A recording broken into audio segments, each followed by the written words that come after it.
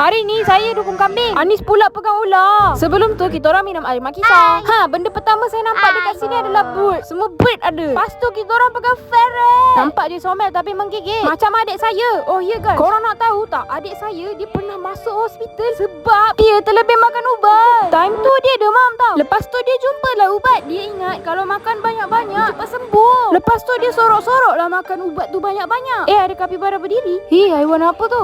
Okey, sambung cerita tadi. Lepas dah makan ubat banyak-banyak tu, badan dia bertukar jadi warna kuning. Terus kena masuk hospital zon merah. Tapi semua dah okey lah. Jadi pengajarannya, apa kambing tu buat? Weh guys, Mayang jumpa kambing lah. Cuba korang tengok tu. Kecilnya kambing tu. Comel lah kambing-kambing ni. Asal 2 ekor tu masuk kandang kuda. Ni lah ostrich. Cuba tengok. ada keldai. Okey, korang tengok macam mana adik saya suap ostrich. Guys, dia ni pemalas tau. Kipas depan dia tidur. Tapi sekali dia kentut, busuk. Comel lah kaki dia guys. Yang seekor ni pula nak sibuk dekat orang. Comel lah haiwan dekat sini. Tikus ni pun sama. Adik saya masih tak nak puas-puas dengan ferret ni, walaupun dia dah menggigit. Cuba korang dengar biri-biri tu menjerit. Weh, rabbit pun ada.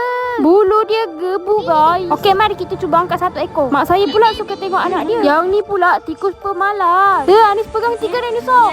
Guys, jangan bising rabbit ni tengah tidur.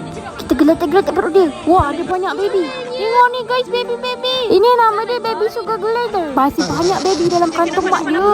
Kakak pula berani pegang ular macam tu. Dia pegang ular tu macam pegang ular plastik. Lepas tu kakak letak tikus dalam kandang ular. Alamak guys, saksikanlah ular makan tikus. Semua orang terkejut guys, termasuklah mak saya. Seram kan tadi. Tengok ni, kakak nak pegang dinosaur pula. Yang ni nama dia Sofia. Tengok kakak berjaya tak nak pegang dinosaur tu. Berjaya lah guys. Mana dia ni? Dia kotor je ni. Ni orang jadikan ni tu. Umi takutkan Sofia. Padahal Sofia comel je. Tak macam kuda-kuda tu. Anis pula nak try pegang dinosaur tadi. Sofia mengibuk je. Tengoklah ni, saya dukung kambing. Kakak borak dengan siapa tu? Okey guys, tengok saya suap seekor anjing yang jatuh. Saya tak tahulah apa dia orang ni. Yang saya tahu dia orang comel. Okey, saya sebenarnya ada satu rahsia nak bagi tahu korang. Saya ada cuba pakai beberapa toner pack daripada Medicube ni, dan kulit saya jadi bertambah glowing macam saya pergi facial setiap hari guys. For real, sampai adik saya dan mak saya pun nak pakai sekali.